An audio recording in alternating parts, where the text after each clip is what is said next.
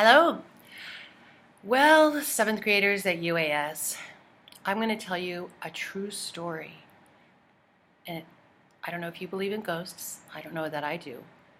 But this is a true story about a time many years ago when I was a park ranger in Moab, Utah, in Canyonlands. And part of my job was to take long walks, 2-day walks, all by myself. But I had no cell phones then, but I had a walkie-talkie if I needed it. So I was dropped off on Salt Creek, and there I was going to walk for 2 days, spend the night, and then come back to the ranger station, looking out for any kind of people that needed help or anything that's going on in the national park. So the first day I go off and I walk about 8 miles, and I know I have 2 more miles to go, that I need to walk 10 miles a day, and it's springtime and it starts to rain. And it starts to sprinkle a little bit, and I'm thinking, oh my gosh, here I have another day to go. I don't want to really get all wet. I have a tent, but I don't want to be out in the rain all night.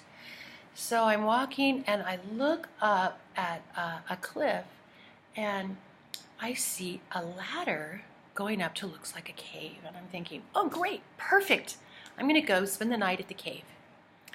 And so I have my backpack with all my stuff on it, and I think this will be great. It's just starting to rain. I can see lightning, and I can hear thunder coming in, so I know it's a big storm. So it's a very precarious ladder. It's an old ladder. It's made out of, kind of twiny rope. Anyways, I get on it, and I climb up, and I get to a ledge, and then I go into this cave. And I have a flashlight, and I kind of look around. I can see that other people have stayed there before. There's an old campfire ruins, and I look up on the wall, and there's an amazing pictograph. I know the Anasazi people lived here hundreds and hundreds and hundreds of years ago, and they disappeared, and no one knows why.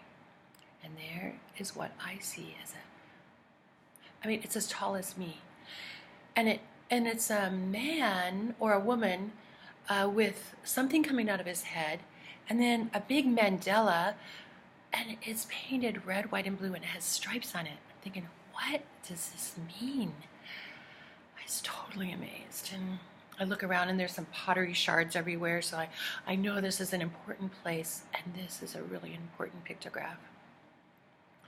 Well, I look out, it's still thundering and lightning, I'm feeling so cozy. I eat my dinner, I snuggle up in my tent. No, I don't have a tent, I didn't put my tent up in there, in my sleeping bag. And I have my flashlight, I read a little bit, I turn off my light, and as soon as I do, there's a whooshing. There's someone in the cave with me. I feel this presence. I get goosebumps right now just telling you about it, of air blowing around me and like pushing me. I tell myself there's nothing to be afraid of. I'm just making this up. No, there's nothing here. I've looked around. There's no way to get in and out of this cave. Regardless, I can't go to sleep. I still feel it. I still feel it. I feel there's something in the cave with me. I turn my light on. I look around. As soon as I turn my light off, again, I feel the wind and pressure. And I know I should not be there. But what can I do? It's raining outside. It was hard for me to get up that rope, and it could be worse going down, especially with slippery. I try to wait it out. I tell myself, just wait, just wait. But it didn't make any difference. Every time I would shut my eyes or turn the light off, I could feel it again.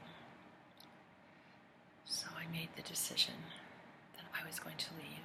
I picked my things up hastily, pushed everything in. I slipped and slided down the rope, got to the bottom, walked just a little bit, and got under an overhang. And there, I knew I had made the right decision. I felt like I was okay. and I slept some precious moments of sleep. Well, I never forgot that day, and I would tell this story to my own children. They heard it, and later, 20 years later, my daughters and I thought we'd go and try to find the same cave. We went to the same ranger station where I used to work, asked them about it, and they said, "Ma'am, it's against federal law for you to go there.